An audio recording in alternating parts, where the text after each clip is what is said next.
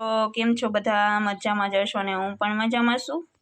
તો આજે આપણે મટકા ગુલ્ફીનો છે આઈસ્ક્રીમ અને મટકા ગુલ્ફીમાં જે ગુલ્ફી આવે ને તેવી આપણે ગુલ્ફી બનાવવાની છે. અને આને તમે આઈસ્ક્રીમ પણ બનાવી શકો અને ગુલ્ફી પણ બનાવી શકો. તો જો આપણે 2 વાટકી ખાંડ લઈ લીધી છે અને ખાંડને આપણે કેરેમલાઇઝ થવા દેવાની છે. તો આપણે ગેસ ચાલુ કરી અને ધીમા ગેસે આપણે ખાંડને મૂકી દઈશું. તો જો આપણે આમાં પાણી કે એવી વસ્તુ કાંઈ એડ નથી કરવાની, એમનેમ જ આપણે ખાંડને ઓગાળવાની છે. તો આપણે ખાંડ કેરેમલાઇઝ કરવી હોય એટલે આપણે પાણી કે એવી વસ્તુ કાંઈ એડ નથી કરવાની, એમનેમ જ આપણે ખાંડને ઓગાળવાની છે. તો જો આપણે ધીમા ગેસે ખાંડને થોડી વાર માટે ઓગાળવા દઈશું તો સરસ આપણી મેલ્ટ થઈ જશે ખાંડ. તો પહેલાં થોડી વાર આપણે હલાવવાનું નથી, 2-3 મિનિટ માટે એમનેમ જ રહેવા દઈશું. પછી તમારે આમાં ફૂલ પેટ જેવું દૂધ હોય, ઘરનું દૂધ હોય તો વધારે સારું, અને બહારથી તમે લાવતા હોય તો એમાંથી મલાઈ નથી કાઢવાની, એમનેમ જ દૂધ આપણે એડ કરવાનું છે આમાં.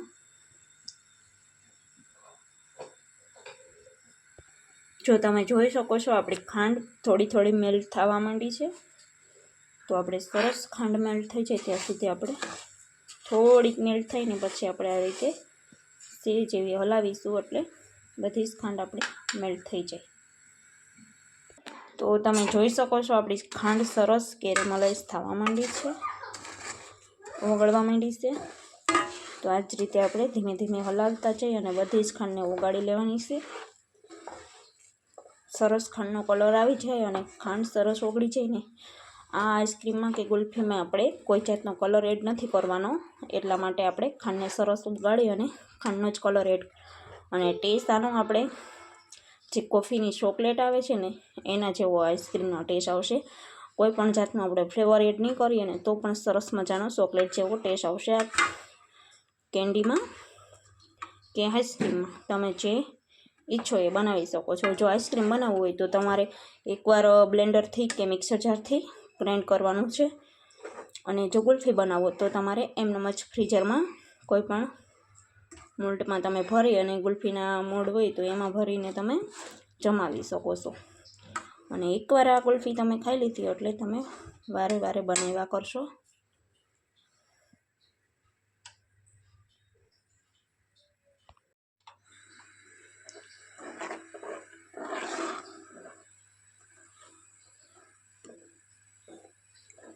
અને આ ગુલ્ફી તમે બનાવતા હોય ને ત્યારે તમારે વાસણની ક્વોન્ટિટી મોટી જ રાખવાની છે. મતલબમાં વાસણ તમારે મોટું લેવાનું છે, કેમ કે નાનું વાસણ હશે ને તો તમે જ્યારે દૂધ એડ કરશો ને ત્યારે ઉભરો આવી અને બધું દૂધ ઢોરાઈ જવાની બીક રહે. એટલા માટે આપણે વાસણ મોટું લેવાનું છે. સરસ મજાની ખાંડ મેલ્ટ થાય ત્યાર પછી આપણે એમાં દૂધ એડ કરવાનું છે. આ રીતે ધીમા ગેસે હલાવતા રહીશું અને ખાંડ સરસ મેલ્ટ કરતા રહીશું. ખાંડ મેલ્ટ કરવામાં આપણે સમય લાગશે 5 થી 7 મિનિટનો. અને તમે જોઈ શકો છો આનો કલર પણ મસ્ત મજાનો ગોળ જેવો કલર થઈ જાય છે.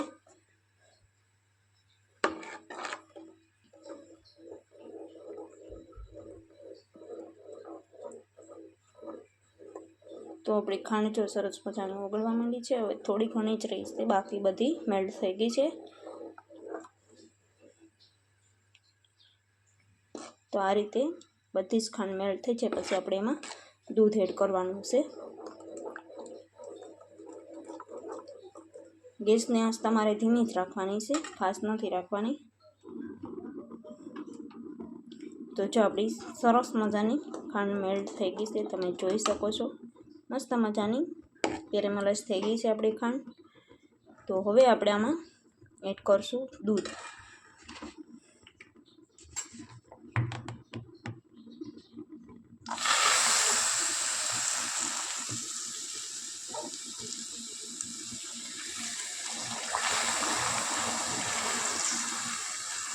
પહેલાં આપણે થોડુંક જ દૂધ એડ કરશું, કેમ કે આ રીતે વાસણ જો તમારે મોટું જ રાખવું જોઈએ, કેમ કે આ રીતે ઉભરો આવે એટલા માટે.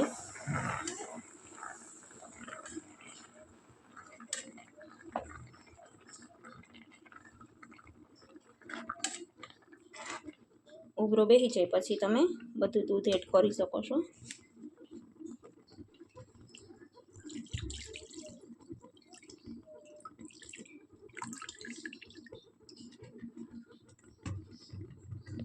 2-3 ચમચી જેટલો તમારે ફ્રૂટ સલાડનો પાવડર હોય તો એ પાવડર લઈ લેવાનો છે ને આઈસ્ક્રીમનો કોઈ પણ જાતનો પાવડર હોય તો તમારે એ લઈ લેવાનો છે 2 ચમચી જેટલો. એમાં આપણે નોર્મલ રૂમ ટેમ્પરેચરવાળું જે દૂધ હોય એ દૂધમાં આપણે પાવડરને ઓગાળવાનો છે. તો આપણે એમાં થોડું એવું દૂધ એડ કરી અને પાવડરને મિક્સ કરી લેશું, ઓગાળી લેશું.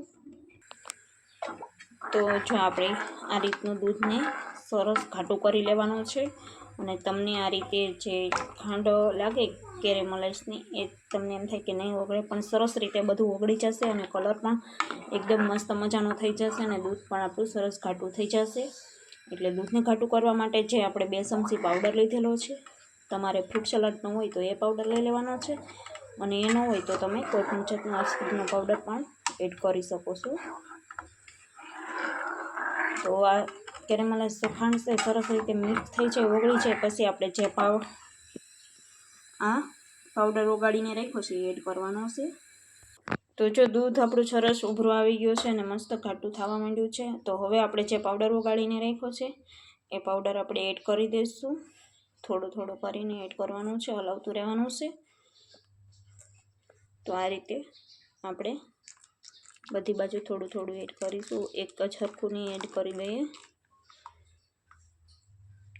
પાવડર એડ કર્યા પછી આપણે સતત હલાવતું રહેવાનું છે, કેમ કે દૂધ આપણું ઘાટું થાય અને નીચે તળિયે તવામાં બેસી ન જાય એટલા માટે આપણે સતત હલાવતું રહેવાનું છે. અને એકદમ ઘાટું દૂધ થાય ત્યાં સુધી આપણે આને હલાવતું રહેવાનું છે, ઉકાળતું રહેવાનું છે. તો જો આપણે પહેલાં કરતાં સરસ દૂધ આપણું ઘાટું થઈ ગયું છે, મસ્ત મજાનું તમે જોઈ શકો છો. એકદમ મસ્ત ઘાટું આપણું દૂધ થઈ ગયું છે અને પહેલાં કરતાં થોડું ઓછું પણ આપણું દૂધ થઈ ગયું છે. એનો મતલબ એ છે કે આપણું દૂધ ઘાટું થઈ ગયું છે એમ. તો સરસ મજાનું ઘાટું દૂધ આપણું રેડી થઈ ગયું છે. તો હાલો હવે ગેસની આંચ કરી દઈશું બંધ અને થોડી વાર માટે આમ જ બહાર હલાવતા રહે અને ઠાળવાનું છે. પછી આપણે ફ્રીઝરમાં મૂકવાનું છે. પહેલાં બહાર જ આપણે રૂમ ટેમ્પરેચર પર આપણે આંગળી હતપ થઈ જાય ત્યાં સુધી આપણે ઠારવાનું છે. તો આ રીતે સતત હલાવતા જઈએ અને ઠારી લઈશું. તો ગેસ આપણે હવે બંધ કરી દઈશું. તો સરસ આપણું દૂધ ઘાટું થઈ જ ગયું છે. તો આપણે ગેસની આંચ કરી દીધી છે બંધ અને હવે આપણે આને આમ જ 15 થી 20 મિનિટ માટે ઠરવા દઈશું. તમારે પંખાની હવામાં ઠારવું હોય તો પણ તમે ઠારી શકો છો અને કોઈ મોટું વાસણ પાણીનું તપેલું ઠંડા પાણીનું ભરી અને એમાં પણ તમે આ દૂધને ઠારી શકો છો. અને એમનેમ જ અડધી કલાક જેવો સમય લાગશે ઠરતા. એમ ઠારવું હોય તો તમે એમ પણ ઠારી શકો છો. અને આમાં તમારે ઇલાયચી પાવડર એડ કરવો હોય તો આ સમયે એડ કરી દેવાનો છે, પણ આપણે એલચી નથી એડ કરવાનું. આપણે જે ચોકલેટનો ફ્લેવર છે એ જ ફ્લેવરમાં બનાવવાની છે, કોઈ જાતનો આપણે આમાં ફ્લેવર એડ નથી કરવાનો. તો સરસ મજાની ગુલ્ફી થઈ જશે આપણી રેડી. તો હાલો આપણે થોડી વાર માટે ઠંડુ કરી લઈએ. તો જો સરસ આપણું દૂધ ઠરી ગયું છે, એકદમ મસ્ત ઘાટું થઈ ગયું છે. હવે તમારી પાસે આ રીતના જો ગ્લાસ હોય તો તમારે ગ્લાસમાં ભરી લેવાનું છે. કોઈ પણ જાતના કપ હોય તો કપમાં પણ તમે ભરી શકો છો. અને આવા ગ્લાસ ન હોય તો તમારી પાસે આવા ગ્લાસ હોય તો આવા ગ્લાસમાં ભરી દેવાનું છે. અને એ છતાં પણ કોઈ પણ ગ્લાસ કે કાંઈ તમારી પાસે ન હોય તો તમારી પાસે આ રીતની મીડિયમ સાઇઝની પવાલી હોય તો પવાલીમાં ભરી દેવાનું છે. તો સરસ મજાનું આપણું દૂધ ઘાટું થઈ ગયું છે. પછી આપણે ઠારી અને ભરવાનું છે.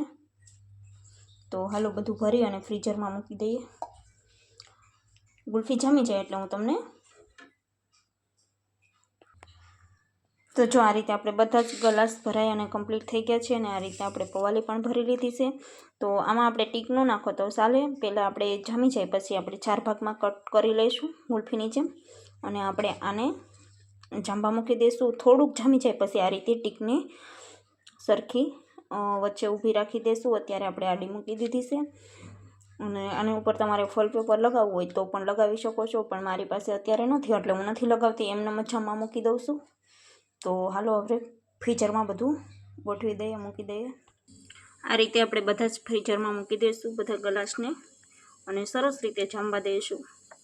આપણે 7 થી 8 કલાક સુધી જામવા દઈશું. સરસ જામી જાય પછી હું તમને ફરી મળું, બતાવું આપણી ગુલ્ફી કેવી થઈ છે. વિડીયોમાં એન્ડ સુધી જોતા રહેજો. આપણી ગુલ્ફી સરસ કેટલી મસ્ત થાય છે. તો એન્ડ સુધી વિડીયો જોજો, પછી આપણી ગુલ્ફી જામી જાય પછી હું તમને બતાવું છું કેટલી સરસ આપણી ગુલ્ફી જામી છે એમ. તો હાલો મિત્રો, જો આપણી ગુલ્ફી સરસ મજાની જામી ગઈ છે અને તૈયાર થઈ ગઈ છે. તમે જોઈ શકો છો મસ્ત મજાનું આપણે આઈસ્ક્રીમ જેવું બનાવ્યું હતું એ પણ તૈયાર થઈ ગયું છે અને ગુલ્ફી પણ તૈયાર થઈ ગઈ છે. તો હાલો હું તમને આમાંથી કાઢીને બતાવું. આને આપણે હે ને થોડી વાર માટે ગ્લાસને આ રીતનો આમ કરવાનો છે, એટલે સરસ આપણી ગુલ્ફી નીકળીને તૈયાર થઈ જશે. જો સરસ મજાની આપણી ગુલ્ફી મસ્ત રેડી થઈ ગઈ છે, તમે જોઈ શકો છો. આની ઉપર તમારે કાજુનું પિસ્તાનું કતરણ લગાવવું હોય તો લગાવી શકો છો, અને નહીંતર એમને પણ ખાવામાં ખૂબ જ ટેસ્ટી હોય છે. તમે જોઈ શકો છો આપણી મસ્ત મજાની ગુલ્ફી થઈ ગઈ છે રેડી. તો હાલો બધા ગુલ્ફી ખાવા. તો જો આપણે આઈસ્ક્રીમ જેવી પણ ગુલ્ફી આપણી તૈયાર થઈ ગઈ છે, તમે બધા જોઈ શકો છો મસ્ત મજાની થઈ ગઈ છે. અને આના આ રીતના આપણે કટ લગાવી શકો છો. તમારે આમ ઊભા કટ લગાવવા હોય તો ઊભા પણ કટ આવી રીતના લગાવી શકો છો. મસ્ત મજાની આપણી ગુલ્ફી થઈ ગઈ છે રેડી. તો તમે જોઈ શકો છો.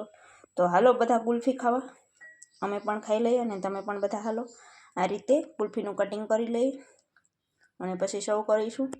તો મસ્ત મજાની આપણી ગુલ્ફી છે રેડી. તો જો આપણી સરસ મજાની ગુલ્ફી છે રેડી. આ ગુલ્ફીનો વિડીયો તમને કેવો લાગ્યો છે એ કોમેન્ટમાં જરૂરથી બતાવજો. અને આવી નવી રેસીપી જોવા માટે અમારી ચેનલને સબસ્ક્રાઈબ ન કરી હોય તો સબસ્ક્રાઈબ પણ જરૂરથી કરજો. બેલ આઇકન દબાવવાનું ભૂલતા નહીં. ફરી મળીએ નવા બ્લોગમાં, ત્યાં સુધી બાય બાય. Bye bye.